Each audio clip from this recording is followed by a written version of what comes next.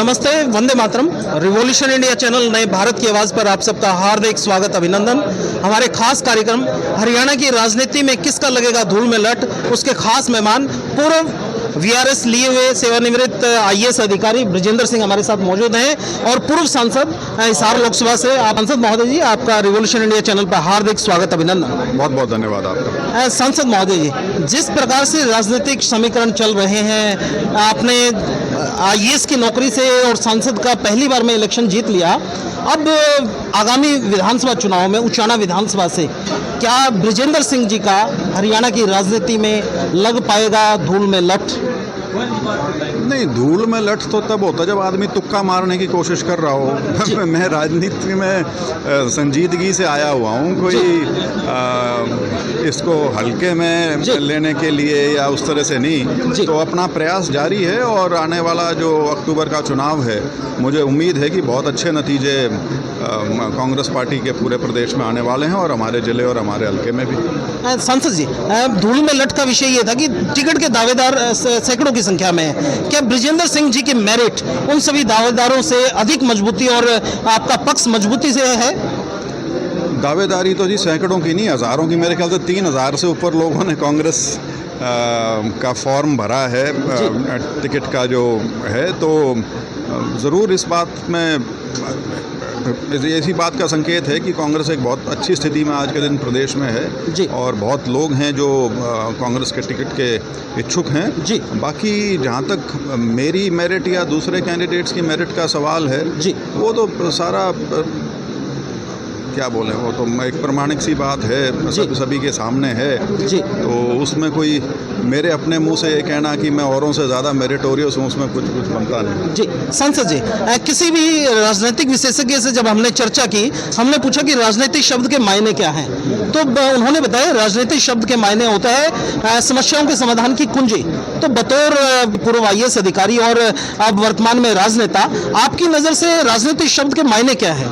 नहीं, राजनीति माध्यम है एक, जो आपकी जन समस्याएं हैं उसका निराकरण करने के लिए। और राजनीति का अर्थ सिर्फ इलेक्टोरल पॉलिटिक्स नहीं है, सिर्फ सत्तासीन होना नहीं है या सरकार बनाना नहीं है।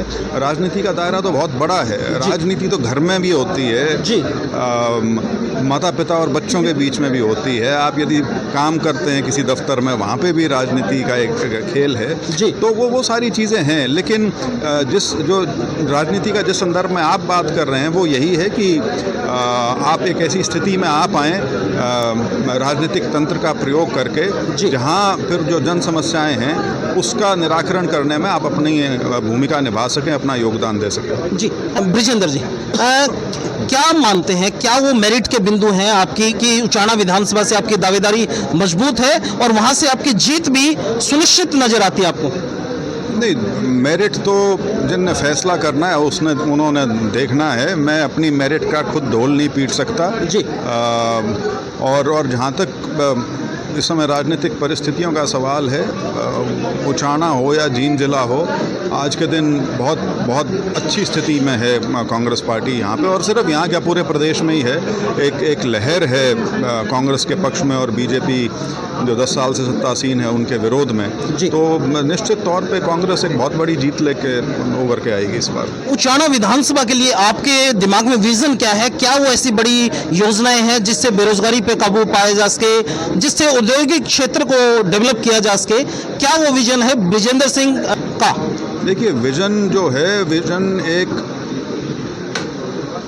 विधानसभा तक सीमित नहीं रखना चाहिए। विजन आदमी का हमेशा बहुत बड़ा होना चाहिए, कम से कम क्षेत्र का या प्रदेश का तो हो ही हो जी। क्योंकि जो मुद्दे आपने छेड़े, चाहे कृषि से संबंधित बातें हों या रोजगार से संबंधित मुद्दे हों, वो सिर्फ एक विधानसभा को साध के नहीं किए जा सकते जी। वो एक पूरा रीजन को यदि आप पिक्चर में रखेंगे तभी उसका निराकरण हो सकता है। और मेरा ये मानना है कि जींद जिला जो है वो अभी भी जो आपके डेवलपमेंट के जो पैमाने हैं उन पे ख़ास तौर पे इंडस्ट्रियलाइजेशन की जो बात है उसमें बहुत पिछड़ा हुआ है।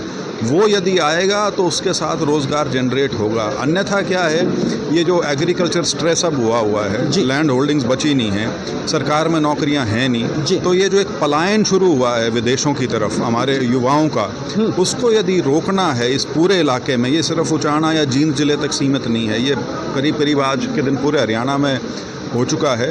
तो इसके लिए हमारा इंडस्ट्रियलाइजेशन होना बहुत ज़रूरी है, क्योंकि हमारी जो इंडस्ट्री है वो आज के दिन ऐसा लगता है, या जो ग्रोथ है वो ऐसा लगता है कि एनसीआर तक सीमित होकर रह गई है। तो उसका अंदर की तरफ आना बहुत ज़रूरी है, उसमें इंडस्ट्री आए, किस प्रकार की आए, और उसके साथ साथ जो आपकी जो एक स्किल ओरिएंटेड एजुकेशन है वो बहुत ज़रूरी है। ये शादी 10वीं 12वीं और बीए करके काम चलने वाला नहीं है। बच्चों को आपको तैयार करना है किसी स्किल के माध्यम से, ताकि वो जो हमारी जो एम्प्लॉयमेंट मार्केट है उसमें उनके लिए एक स्थान बन सके। जी, मेरा अंतिम निवेदन ब्रिजेंद्र जी, जिस प्रकार से राजनीतिक घराना रहा है, पिताजी भी केंद्रीय मंत्री रहे हैं, केंद्र सरकार में भी, स्टेट गवर्नमेंट में भी, माताजी भी विधायक रही हैं, क्या ब्रिजेंद्र सिंह इस राजनीतिक विरासत को कंटिन्यू कर पाएंगे और एक सशक्त उम्मीदवारी उचाना विधानसभा से और उचाना की जनता की बुलंद आवाज़ को आप विधानसभा में उठाते रहेंगे? नहीं, मेरा तो प्रयास बिल्कुल रहेगा, और लोगों का आशीर्वाद यदि मिलेगा, प्यार उनका मिलेगा, जो कि मुझे भरपूर मात्रा में मिल रहा है, तो मुझे इतना भरोसा तो अपने ऊपर है कि मैं लोगों के पैमाने पर पूरा उतरने की कोशिश करूंगा और शायद उतर भी पाऊंगा। बहुत बहुत धन्यवाद ब्रिजेंद्र जी। मैं दर्शकों को इसी सोच और इसी विचार के साथ छोड़े चलता हूँ। निश्चित तौर पर राजनीति के क्षेत्र में ये देखने वाली बात होगी, क्या पूर्व सांसद ब्रिजेंद्र सिंह जी का उचाना विधानसभा से क्या हरियाणा की राजनीति में लग पाएगा धूल में लट। देखते रहिए रिवॉल्यूशन इंडिया। फिर किसी अन्य दिन किसी खास शख्स से मुलाकात करेंगे। जय हिंद, जय भारत, वंदे मातरम।